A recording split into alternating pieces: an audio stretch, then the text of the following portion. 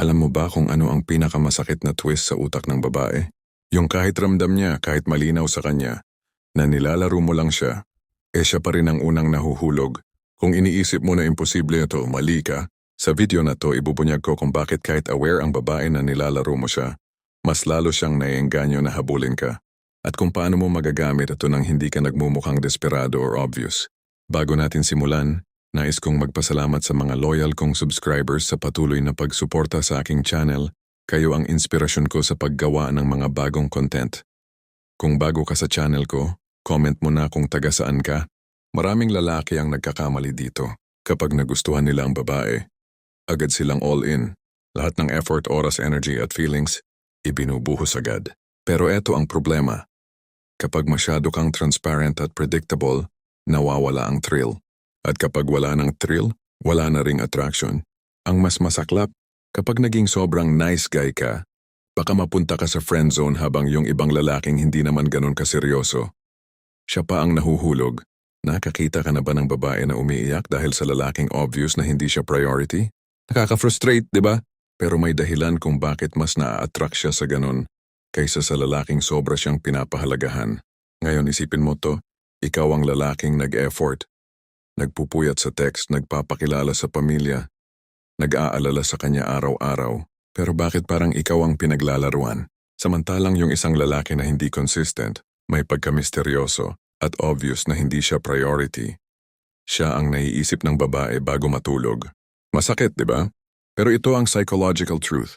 Women are addicted to uncertainty. Kung sigurado na siya sa'yo, nawawala ang spark. Pero kung hindi niya mabasa kung seryoso ka ba o nilalaro lang siya, dun siya mas nalululong.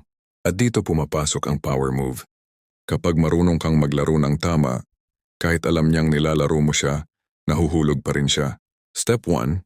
Gawin mo siyang aware na hindi ikaw ang ordinaryong lalaki. Hindi mo kailangang itago na playful ka.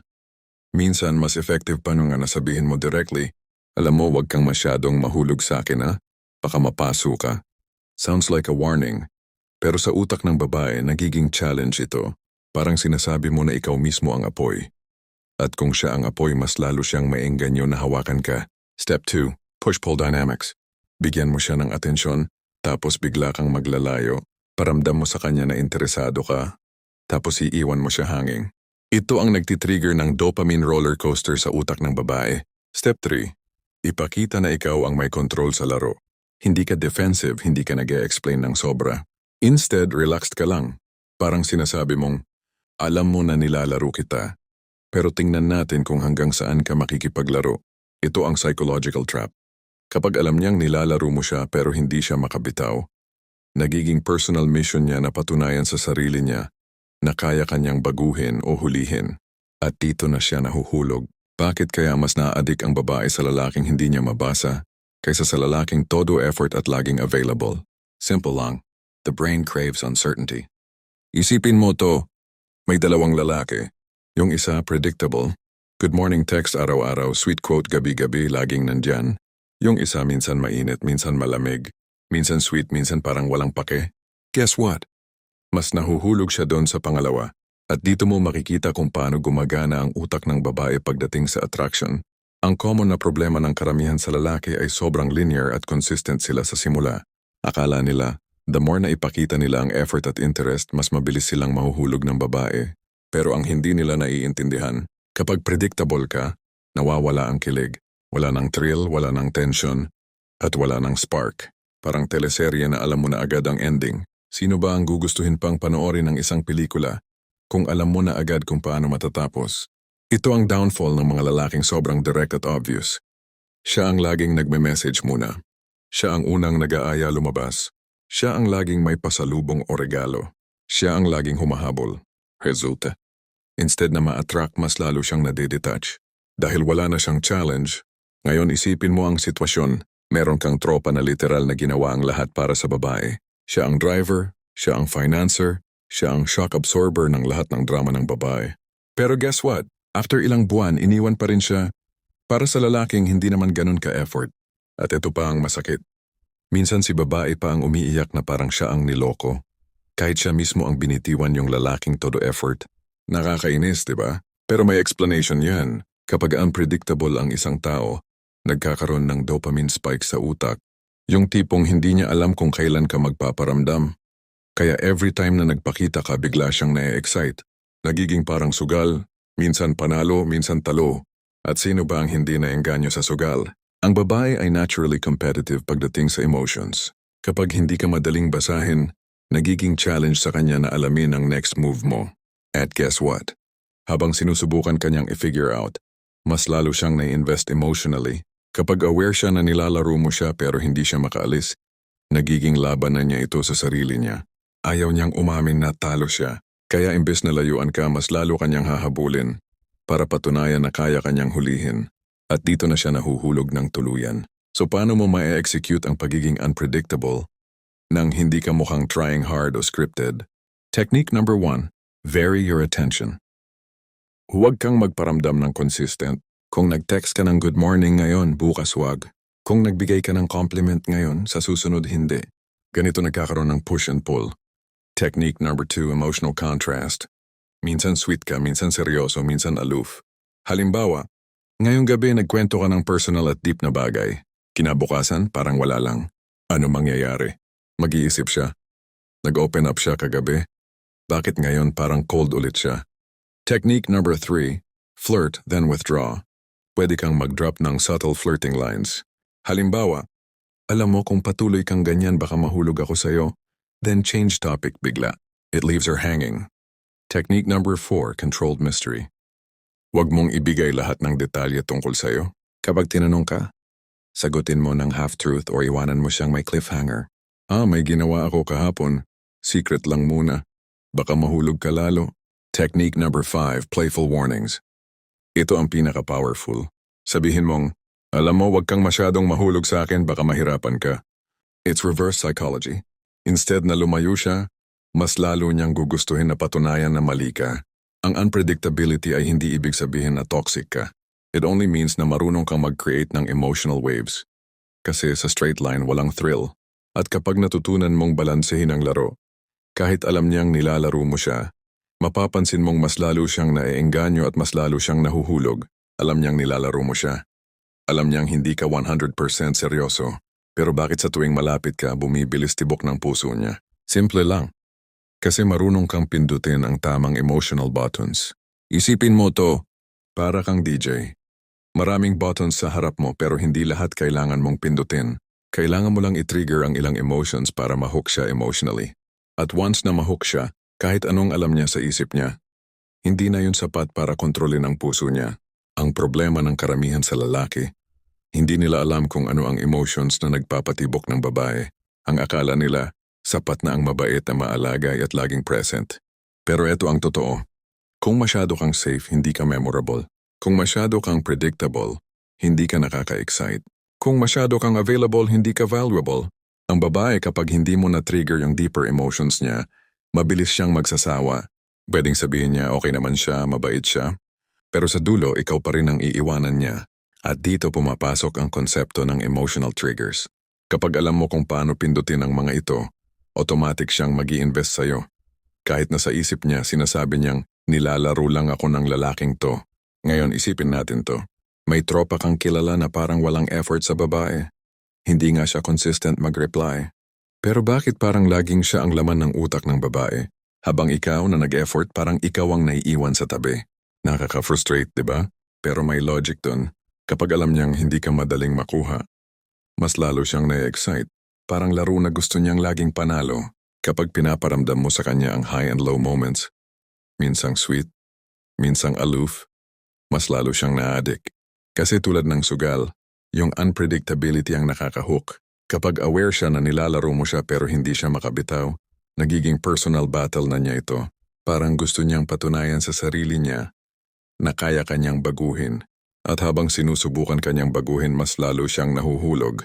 Kapag ramdam niyang hindi siya lang ang option mo, nagiging competitive siya. Ayaw niyang matalo, kaya mas lalo siyang humahabol. Ito ang dahilan kung bakit minsan, kahit ang babae ay sobrang strong and independent, pagdating sa larong ito, bumibigay din siya.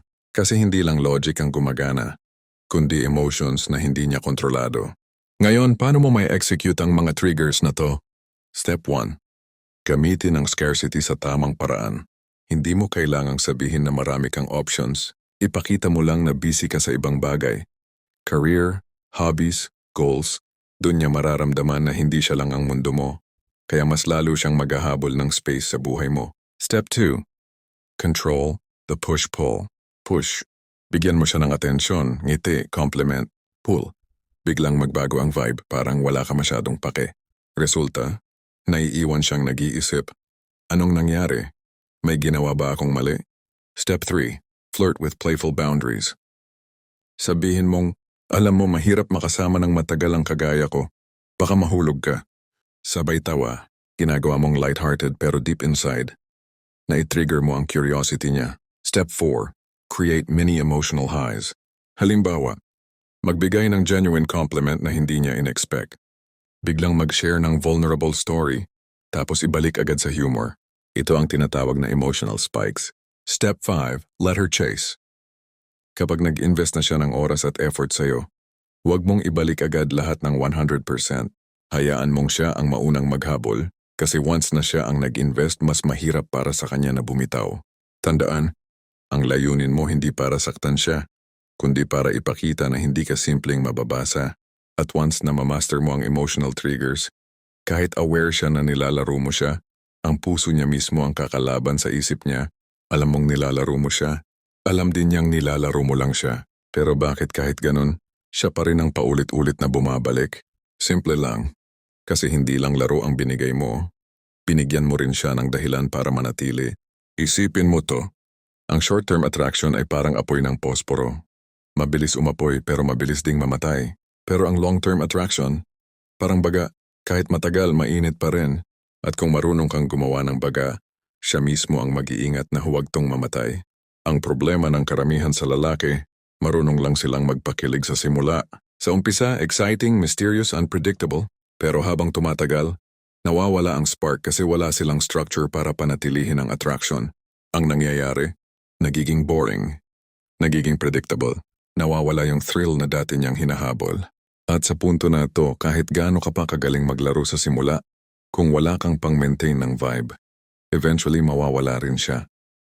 Ito ang dahilan kung bakit maraming lalaki ang akala nila panalo na, pero hindi nila namamalayan, unti-unti na silang natatalo. Ngayon isipin natin ang dalawang senaryo. Scenario 1. Lalaking magaling magpakilig sa simula, pero after 2 months, pareho na lang ang ginagawa. Parehong jokes, parehong moves, parehong vibe. Resulta, napagod si babae at eventually naghanap siya ng bago. Scenario 2. Lalaking marunong magpakilig at marunong ding mag-sustain.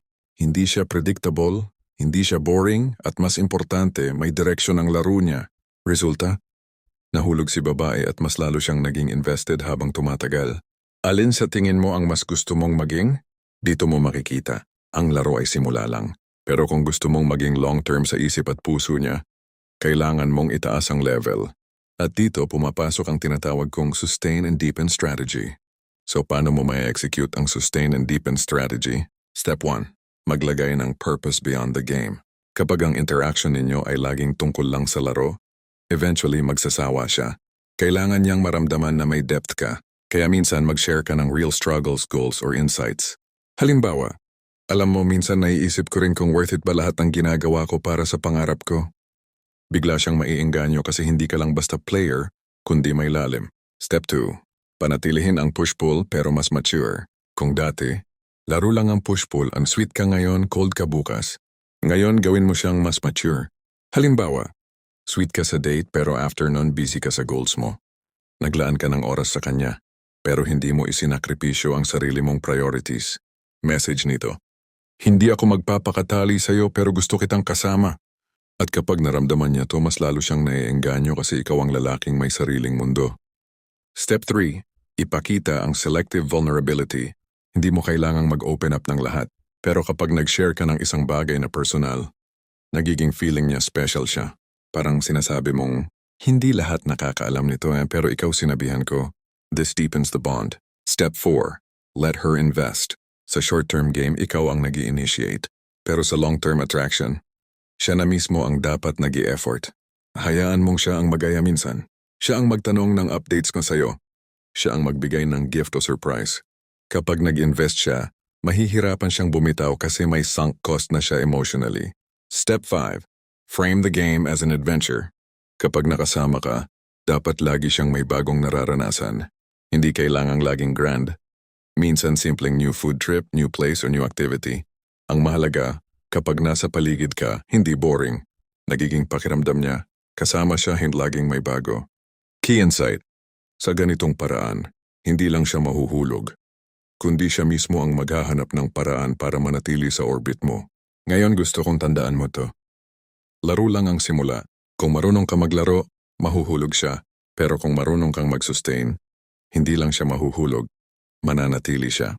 At ito ang mas matindi. Kapag ikaw ang lalaking kaya magbigay ng thrill at depth, siya mismo ang gagawa ng paraan para hindi ka mawala. Game over na ba kapag alam niyang nilalaro mo lang siya? Hindi. Isipin mo to, may lalaking dumaan sa buhay ng babae na nilaro siya. Iniwan din siya. May lalaking sobrang bait at todo effort, iniwan din siya. Pero may isang lalaking naglaro. Pero sa huli siya ang pinili. Alam mo kung sino? Yung lalaking marunong gumamit ng laro bilang simula, pero marunong ding gawing investment ang feelings ng babae. Ito ang malaking problema ng karamihan. Magaling lang sila sa simula, exciting, mysterious, playful. Pero habang tumatagal, wala na. Naging flat, boring, predictable. At dahil wala silang blueprint, palagi nilang nauulit ang cycle. Una, na-excite ang babae. Panigkalaba din nahuhlog. Pangatlo, nagsasawa. Pangapat, nawawala. Kung hindi mo mababago to, uulit-ulit lang ang kwento. Ikaw ang magiging face niya, hindi ending. At alam mo kung ano ang mas masakit. Kapag sinabi niya sa'yo, ang saya kasama mo pero hindi kita nakikitang long term. Ouch. Ngayon isipin mo to. Ginawa mo na lahat. Naging unpredictable ka, naging challenge ka, pinaikot mo ang laro. Pero bakit sa dulo hindi pa rin ikaw ang pinili? Kasi walang transition. Kung puro laro lang ang binigay mo, eventually makikita niya na walang direksyon. At kapag nakita niyang walang direksyon, mawawala rin ang thrill. Ito ang reality. Kahit aware siya na nilalaro mo siya, hahanap pa rin siya ng lalaking may leadership at vision. Kahit nahulog siya sa thrill, hahanap pa rin siya ng sense of security. Kahit na-excite siya sa laro, gusto niya pa rin ng emotional stability sa long run. Kaya kung hindi mo maibibigay ang dalawang mukha, thrill plus depth, mawawala rin siya. Ang tanong, paano mo pagsasabayin ang dalawa? Dito papasok ang final blueprint. Paano ka maging ending? Kahit laro lang ang simula. Phase 1, hook with the game. Gamitin ang unpredictability, push-pull, at playful warnings para mahulog siya kahit aware siya sa laro. Ito ang spark. Pero tandaan, spark lang ito, hindi sapat para manatili siya. Phase 2, transition to depth. Kapag invested na siya emotionally, dahan-dahan mong i-introduce ang lalim mo. Share ng personal goals.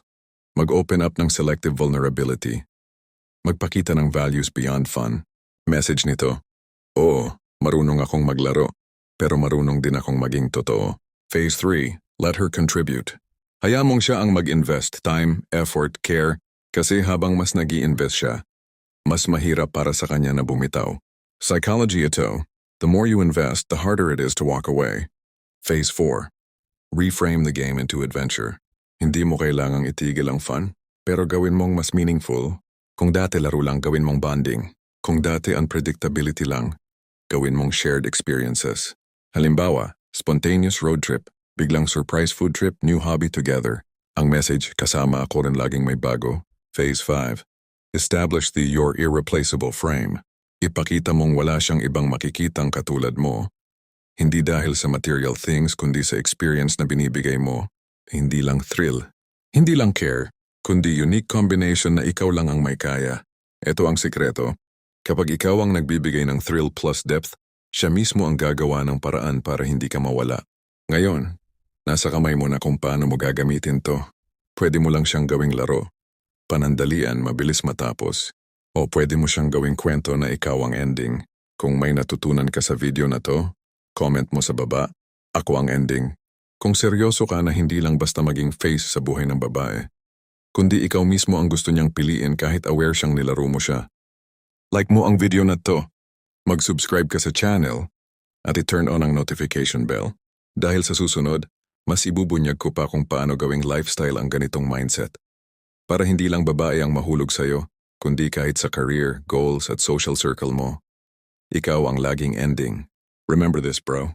Hindi importante kung alam niyang nilalaro mo siya. Ang mas mahalaga, ikaw ang lalaking hindi niya kayang palitan.